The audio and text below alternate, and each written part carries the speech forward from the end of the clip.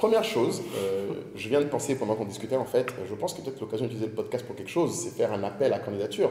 Parce que toi, tu ne rechercherais pas, tu ne serais pas intéressé par une RH, des gens, par Ah exemple. oui, carrément, oui. Non, C'est mais vrai écoutez, que... c'est un moment de pitcher, genre. Non, ouais, effectivement, c'est vrai on a des auditeurs. D'ailleurs, auditeurs, parce qu'on passe également sur l'audio, on le dit Exactement, pas on a oublié assez. de le dire, le podcast est enfin partout. Sur Apple, sur Spotify. Google Podcast. Ouais. On a un petit souci avec Spotify En qui est Afrique. visible en Europe, mais pas en Afrique. On va Ouais. essayer de régler ça. Ouais. Mais pour ceux qui préfèrent l'audio, voilà. Ça y Petite est. dédicace à Jassa qui écoute tous les lundis. Sérieux? Oui, mais qui dit que notre micro est pourri. Oh, le Donc, dur. on va investir. On a entendu, faut nous pardonner. Voilà. Maman, il dit s'il vous plaît, Faites un effort. Mais bon, on va commencer. Fabrice, il faut faire un effort. Non? C'est ça. Bon, on fait avec les moyens. On a entendu. Promis, ça va s'améliorer. Voilà. Merci d'écouter tous les. Mais c'est vrai que, oui, profitez de la communauté qu'on est pour vous dire effectivement nos besoins. Nous, on a effectivement des besoins en termes de campaign management et également en termes de responsable ressources humaines. Parce que c'est un sujet très vaste. Ouais. D'ailleurs, je pense qu'au moment où on va commencer à avoir des invités, ce serait Yes. bien qu'on trouve, ait des personnes avec qui occupent ces fonctions-là. Bah oui, clairement. Ben, Ce qui est après. difficile dans le recrutement, pour faire le lien justement avec cette question, Exactement. cette recherche, c'est quand vous recherchez quelqu'un qui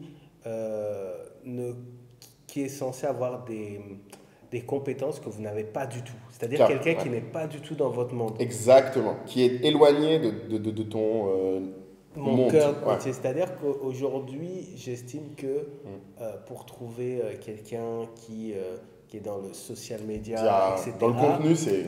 Ouais, parce que de par les événements qu'on organise, de Bien par sûr. l'attraction qu'on a, on voit énormément, de par mon LinkedIn, j'ai une énorme visibilité, par notre base de données Bien sûr. Adicom, une énorme visibilité Sur sur ce les genre. talents Ouais.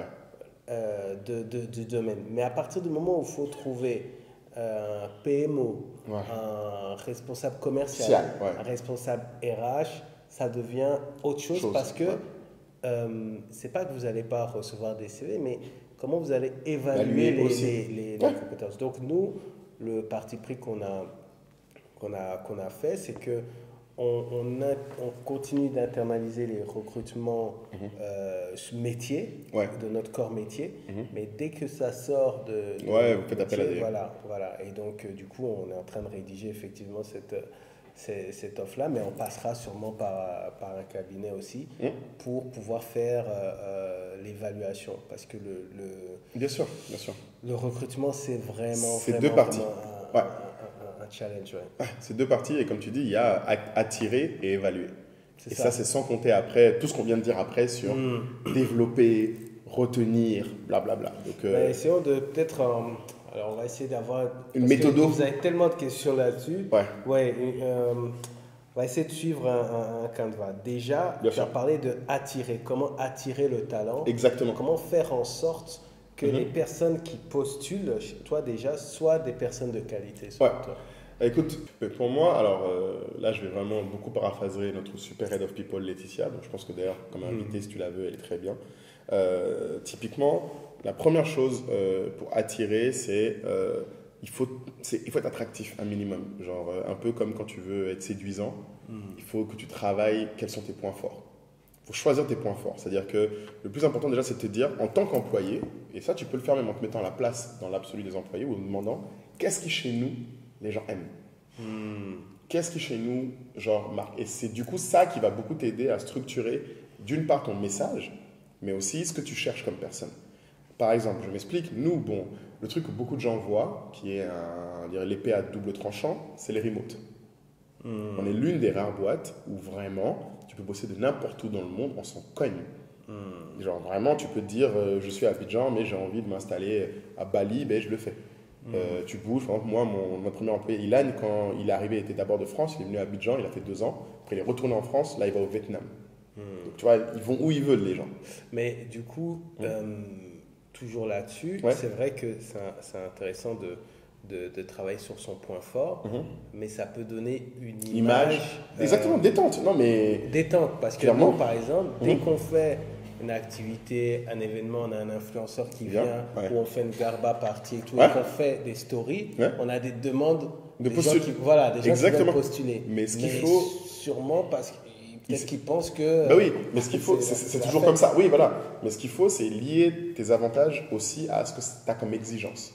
Tu vois, par exemple, nous, le remote, ça veut dire par contre que nous, le weekly, chez nous, c'est super important. Toutes les semaines, les employés doivent faire un récap sur leurs achievements et ça ne peut pas être une to-do list. C'est-à-dire que j'ai déjà régulièrement, je défonce des gens qui me disent cette semaine, j'ai fait ça. Un achievement, c'est pas ce que tu as fait. C'est ce que tu as appris ou ce que tu as apporté. Ensuite, tu as les difficultés de la semaine. Par exemple, les gens aiment bien mettre rien à signaler. Moi, je leur dis non, tu ne peux pas dire rien à signaler, tu as été en retard sur tel truc, qu'est-ce qui s'est passé? Et là, ils te disent ah, j'ai eu une coupure de courant. Après, tu as l'autre aspect qui est qu'est-ce que tu vas regarder. Donc, quand tu attires les gens, un autre truc qui est super important, c'est nous, on dit ok, on est remote, nanana, mais il faut que tu sois clair sur le fait que, en fait, tu as des exigences en face. Par exemple, nous, on met beaucoup l'attention sur le fait que, ok, tu es remote, mais qu'est-ce qui fait que tu seras plus productif en étant remote que tu l'aurais été dans nos bureaux? Ça, c'est une question que vous posez. On entretient. Mais non, mais quand tu as écrit, même si tu regardes nos offres d'emploi, on dit souvent travaille d'où tu veux dans le monde, mais sois la meilleure version de toi-même. Tu vois, il y a toute une logique derrière que tu mets en avant en disant aux gens ok, tu viens comme ça, c'est un atout qu'on a, mais par exemple, voilà, remote, ça veut dire que par exemple, là, tu vois, la startup qu'on a croisée là, de Stitch de l'Afrique du Sud, Ouais. lui, il a eu la mauvaise expérience de découvrir qu'un de ses développeurs, donc, qui était au Nigeria malheureusement, en fait, avait 2 boulots. Naija. Non, c'était moche. Naija. Naija, c'était moche. Non, franchement. Why? Mais après, je pense que c'était pas les seuls. Mais c'est-à-dire que. Et tu as eu beaucoup de débats là-dessus d'ailleurs, sur le remote, en disant c'est l'un des gros dangers du remote. C'est les gens font d'autres choses. Double boulot, ouais. Et surtout, toi qui me connais, tu sais à quel point moi je suis déjà en mode, même pas double boulot, même boulot et autres activités à côté, ça me titille. Ouais. Quand les gens commencent à dire ouais, j'ai un Ne boulot. postulez pas chez Africa si vous avez un petit blog, un petit Ouais, je suis pas fan. truc. Je suis pas fan. Et Vous soyez concentré à Voilà. 200%. voilà, moi c'est 100% de On n'est focus. pas d'accord, totalement D'accord, mais là-dessus. d'ailleurs, on va commencer un épisode là-dessus. Mais ça, c'est un autre débat. Je sais pas si ça peut tenir tout un épisode, mais Ouais, je pense que effectivement, rapidement sur ce point, mon point, Ouais. vous nous direz ce que vous en pensez, c'est ça. c'est de dire qu'on est dans un environnement sur le continent où des personnes, voilà, c'est vrai qu'elles ont un emploi, mais elles ont des idées plein la tête. Elles vont forcément ouvrir un petit truc pour À côté, vendre des ouais. jus avec la tente. Et les gens voient des opportunités à longueur de journée, ouais. vont tenter. Moi, tout ce qui m'intéresse, c'est que la personne soit à l'heure et délivre ses livrables. C'est clair. Après, effectivement, si c'est une activité par contre concurrente, Ouais, non, ça va mais. pas. Et puis, donc ça reste enfin, je le vois comme une passion qu'ils essayent de Développer. monétiser tant bien que comprends. mal. Mais j'ai déjà mis des limites. des petites limites. Mais, Bien sûr, non, mais Ouais. j'imagine. Après, pour moi, c'est parce qu'en Afrique, je me bats contre le mythe de la diversification. Parce que pour moi, tu ne diversifies que quand tu as déjà une richesse ou en tout cas une compétence suffisante. C'est juste que, comme tu as dit, tu peux faire ton travail et faire autre chose. La différence, c'est que quand tu es en Afrique, moi, ma conviction, et encore plus quand tu fais une start-up, c'est que c'est tellement dur ce qu'on a à faire que juste faire le boulot ne suffit pas. Il faut être meilleur que faire son boulot. Il faut faire plus que son boulot.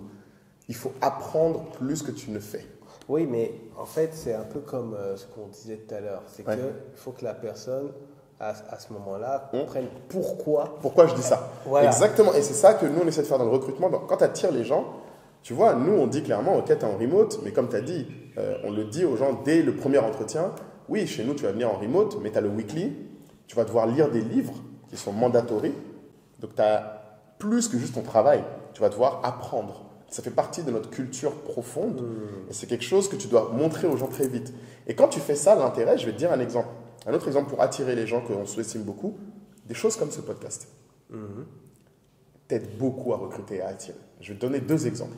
Premier exemple, notre fameuse Head of People, qui a été, elle, chez une grande startup qui s'appelle Back Market, elle m'a connu, tu sais comment? Pendant le confinement, j'ai fait un live avec Shina Donia. Oui, bien sûr. Big up Shina. Merci beaucoup encore, je te l'ai dit. La checker, tu as emmené la checker? J'ai amené, elle a kiffé. Elle a même fait une story où j'ai sorti ça de la voiture tel un contrebandier. Ok, très bien. Je lui ai amené. Et donc, elle est venue parce qu'elle m'a vu faire un live avec China. Elle a découvert la société comme ça. Elle connaissait Africrea, mais quand elle m'a vu dans le live, elle a découvert la mission. Et la mission lui a parlé. Le produit, la marketplace, pas tant. La mission derrière, de pousser la culture africaine à l'échelle mondiale, ça lui a parlé. Petit point, qui pourrait aussi faire l'objet d'un épisode, qui est super important, c'est que quand un entrepreneur, quand vous avez la possibilité d'aller dans un média ou de vous exprimer dans un live, exactement, ce genre de choses, c'est super important de trouver un moyen pour placer la mission et la vision. Clairement, et c'est ça le premier hack. Quelles que soient les questions. Exactement. En fait, tu t'en fous les questions qu'on te pose. C'est une chose que moi j'ai appris.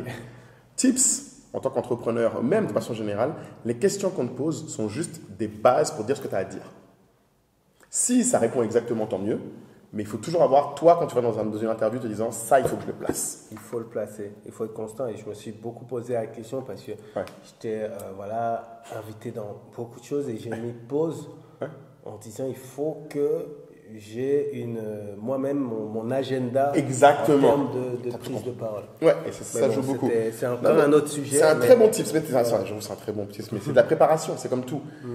Et donc, du coup, ça, c'était un premier outil qui nous a permis d'avoir quelqu'un qui, clairement, était normalement au-dessus de notre ligue. Laetitia, elle a été dans une start-up qui vaut plus d'1 milliard en France. Elle a embauché de 50 à, même pas de 10 à 100 personnes. Enfin, elle est au-dessus de nos compétences. Mais la mission, quand tu la places, il faut toujours le faire partout. Un exemple autre comme ce podcast, c'est que l'une de nos employées stars, qui est Rauda, donc, qui est notre Head of Services, donc logistique et paiement, n'avait rien à voir avec nous. C'est-à-dire qu'elle est peut-être mauricienne d'origine, très bien, mais elle n'est pas du tout dans notre environnement, comme tu décrivais. On a eu beaucoup de mal sur ce recrutement. Et tu sais comment elle a vu notre offre, mais elle m'a dit dès le premier entretien que la raison pour laquelle elle a postulé, c'est qu'elle a lu les articles de blog que j'ai écrits.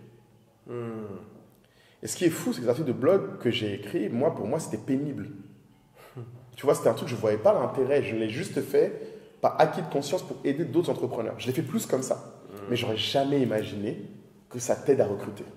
J'avais oublié, il faut que je note un sujet parce que en termes d'articles de blog, là, toi, ces temps-ci... Je fais du lourd. Oui, excuse-moi, on fera ça une autre fois. On en parlera une autre fois. Mais je note. Tu notes. Mais donc, pour ceux qui écoutent vraiment et qui ne perdent pas de temps, le vrai point, dans l'attraction que tu vas avoir pour les gens, donc il y a ce côté, quel que soit le canal, il faut que tu puisses pousser ta mission. Chaque occasion est bonne. Chaque occasion est bonne. Juste une question, parce que tu prenais dans tes exemples, tu as pris des gens qui ont postulé. Ils ont postulé en répondant à une annonce ou de façon spontanée? Sur LinkedIn. Beaucoup de gens ont postulé sur LinkedIn. Moi, on utilise beaucoup LinkedIn. Il y avait une annonce Alors, Laetitia, il n'y avait pas d'annonce. Laetitia, en l'occurrence, elle m'a juste écrit en me disant « Je ne sais pas où vous en êtes sur les HR. J'aime bien votre mission. Donc, tiens-moi au courant. » Et on a posté peut-être quelques jours après une offre HR, justement, mais qui était beaucoup plus basse qu'elle. Enfin, Laetitia est senior manager, quoi. Et nous, on voulait quelqu'un juste pour aider notre Head of HR. On avait déjà une Head of HR. Donc, Laetitia a dit, cette offre-là est trop basse, mais comme je suis quelqu'un d'humble, je postule quand même.